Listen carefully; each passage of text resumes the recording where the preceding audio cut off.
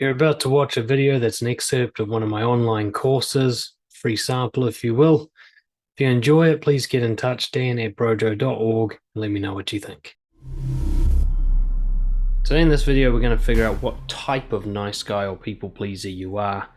This will help you determine which areas you need to focus on for your recovery and which areas you can kind of safely ignore, and will also help you see that being a nice guy is a range of things, a spectrum of different personality traits, and no one of us are actually the same as the other. Essentially, this can be plotted onto kind of two different axes: external or internal locus of control, I'll explain that in a minute, and extrovert versus introvert. So you can either be an extrovert with an internal locus of control, or an extrovert with an external locus of control, or an introvert with an internal locus of control, or an introvert with an external locus of control. And these make up the four main types of people pleaser, which I've given names to and will explain in more detail now. Now, you'll probably find that you identify as being more than one of these types, and that you identify as having traits from each of them. What you're going to be looking for is the one that you most align with. It maybe even be two, a kind of a minor and a major. What you're looking for is that type that you are most of the time or in the most significant situations. You might even find that you mix up the types depending on who you're with, but still there's one that comes through more as the default, and that's the one you're looking for today.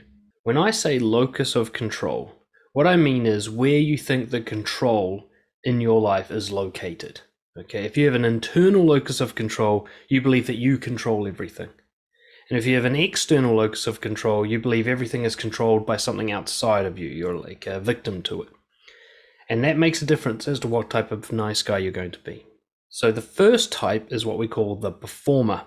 So this is an extrovert with an external locus of control. So they're an extroverted person and they believe that the control is outside of themselves. So the performer is basically someone who performs. They highlight their strengths, they put on a show to try and gain approval from the outside world, from their external source of control, while hiding their weaknesses from that external source. The core belief is, I must be impressive, I must be approved of, I must be validated to be a good person. I must have other people like me to be a good person. So some of the things you're going to frequently experience are pressure to achieve and succeed and perform all the time, especially around people that you're unfamiliar with. Anxiety when you're not being noticed or recognized and not the center of attention, perhaps. So needy for attention and approval constantly. And of course, stress and exhaustion from constantly having to put on the effort of entertaining. Some of the common problems you'll have: burnout, people using you for entertainment, so superficial relationships, overcommitting yourself because you can't say no to anything, so you want to always impress people, what's called shiny object syndrome. You never really finish something because you're always picking up the next new interesting thing to get started with, and basically no real intimate connection. So you might have a lot of friends, but nobody or very few people that you feel you can be truly yourself around. The kind of things you commonly do: show off, put on a show, especially with things that you're good at. Helping and giving advice without being asked, so always sort of performing and achieving in that way. Making people laugh, telling stories, kind of being very interesting and center of attention socially. Pushing yourself to succeed, often to the point of exhaustion, constantly trying to be the best and trying to win all the time and trying to impress other people with your achievements. And hiding pain. You hide behind false positivity or a blasé attitude. You make it look like you're okay with everything all the time. The next type is when you've got an extrovert who has an internal locus of control. So they're extroverted, but they believe that they control everything. And we call this the controller. The controller is a manipulator who uses psychological techniques and tactics to adapt to what people like in order to control them. Their core belief is, I must act differently with each different person, giving them what they want to make them like me. So the frequent feelings that you're likely to have is you're hypersensitive to how people feel and hypervigilant to what people are going through all the time. You might have a resentment and a sense of unfairness, especially if you're ever rejected. You often worry about your reputation and of it being ruined, people seeing you the way you don't want to be seen. You'll be needy for love and for sex, but also you don't want people to get too close. So you want their validation, but you don't want to let them in terms of intimacy. And you'll feel vulnerable and unsafe when you're not in control socially. If you're around, say, a more dominant person or things have gotten out of your control, that's going to feel very unsafe for you. Common problems, flakiness. You have people lose interest in you over time because your original kind of control of them starts to lose its shine, I guess you'd say. You're going to have fluctuating motivation to socialize. Every now and then you just cannot be bothered doing it because it's just too much effort having to control people all the time. You might find yourself often disrespected or distrusted because people can see through that controlling tactic that you're using and they find it hard to think of you as real.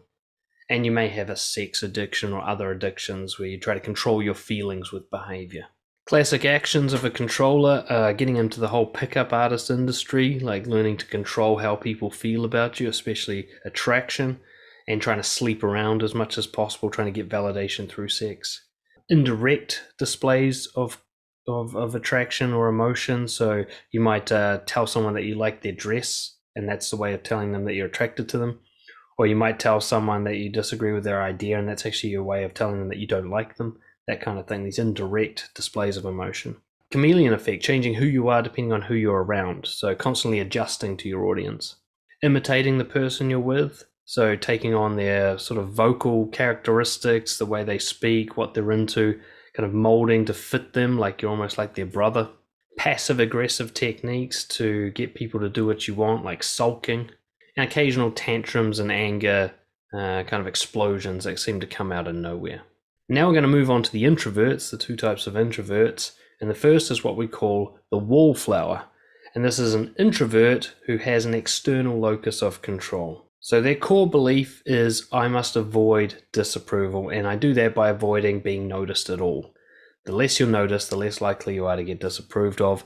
So I can't be controversial, or otherwise I'm going to get humiliated and hated and abandoned. So it's best just not to be noticed at all. So the common feelings you'll have is chronic anxiety and a kind of urge towards isolation and introversion. Loneliness, even when you're in groups of people, you'll feel like you're all by yourself. Frustration at not being able to express yourself clearly or not being listened to, being ignored. Depression, coming in and out of your life. And constantly worrying about being put in the spotlight, about being called out or caught out, and suddenly the attention going to you. Common problems. You're stuck with your social circle. You have to follow whoever will take you, even if they're a bad fit or toxic. So you might end up with a lot of narcissists and users in your life, or people you just don't enjoy that much, simply because they let you hang around. Constant overthinking and worrying what other people are thinking and feeling specifically about you. Paranoia even. Assuming everyone's thinking about you all the time and judging you. And a feeling of blockedness, like being unable to speak up, unable to share your ideas. You find there's no room in the conversation for you and things move on before you've had your turn to speak, that kind of thing. So the kind of actions you're likely to take, what we call passive green light syndrome. You wait to be led. You wait to be encouraged or asked or given permission before you take action. You're never taking the initiative, or very rarely. You find yourself watching and observing from the sidelines a lot. Even when you've got stuff to say, you're listening much more than you talk. You distract yourself during social events. Maybe you're scrolling through social media on your phone, or you watch the TV at the pub. Anything to kind of take you away from that anxiety you have being out in public. You'll attend social events just to fit in, but you won't really participate. You just kind of show up to kind of get a quantity of events under your sleeve. And you back down often, especially during disagreements or anything that might get controversial or confrontational. You find yourself choking up. You're very avoidant of confrontation, and you kind of back down to avoid being noticed. You might even talk yourself out of confrontation, so you talk yourself into believing that you agree with something when really you don't. And finally, we've got the introvert who has an internal locus of control, and we call that person the critic. So this is a judgmental introvert who beats themselves up all the time for any social failures. The core belief is there's something wrong with me. It's deep, toxic shame.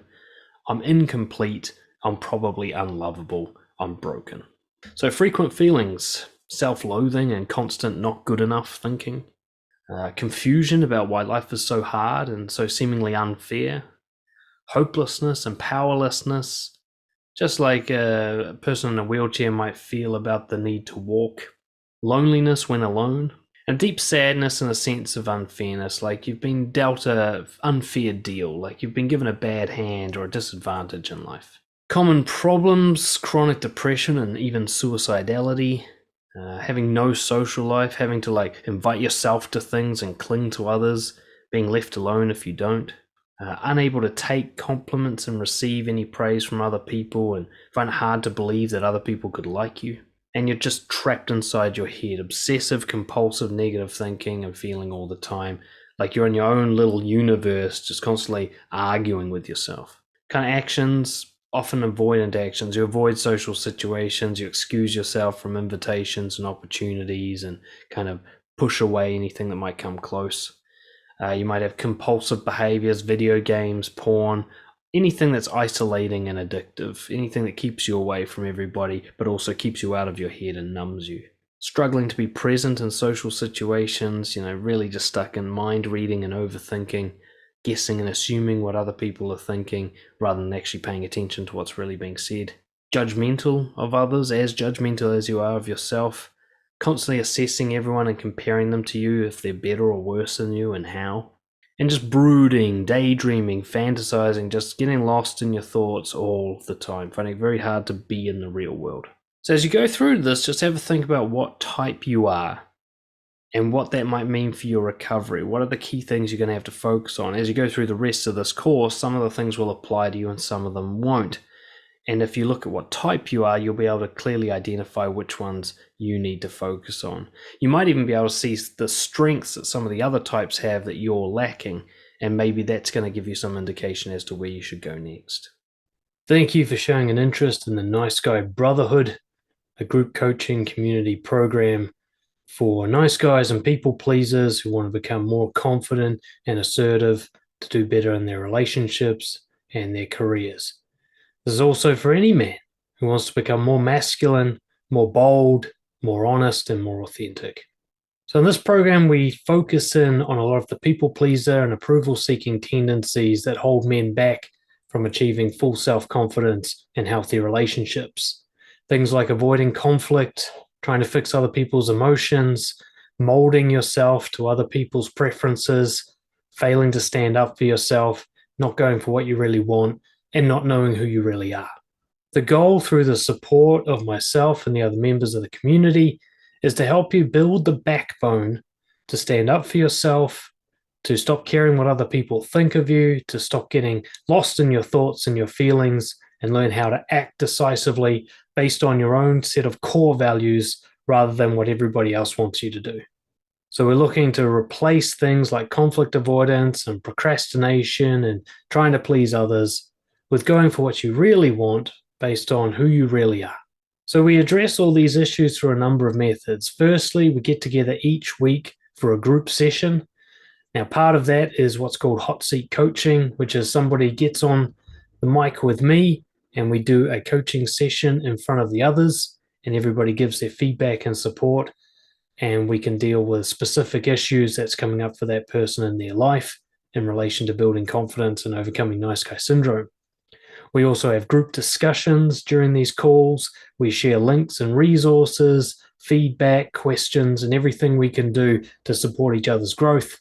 And then also alongside these group calls, you get access to my full online library of self-development courses, which includes things like building rapport, setting boundaries, and learning to confront your fears. Now, if you're interested in the group, we have a deal where you get your first month for just $1 so that you can try it before you buy it and get a sense if it's really right for you and if these are the people that are going to help you achieve your goals. Once your first month is up, if you want to continue, then we have a monthly membership subscription. It's $250 US per month for full access to everything. This includes the entire archive of recordings from all the calls that we've had so far. And if you come along with a friend, both of you will get a 50% discount for joining together. There's what we call a zero risk guarantee. If at any time you're unsatisfied with the program, you can quit and you'll get your money from the last month given back to you, no questions asked. So come and check it out. If nothing else, for $1, you get access to everything for an entire month. No risk. I'll even return that dollar if you're not satisfied, because that's how confident I am that this program is going to change your life.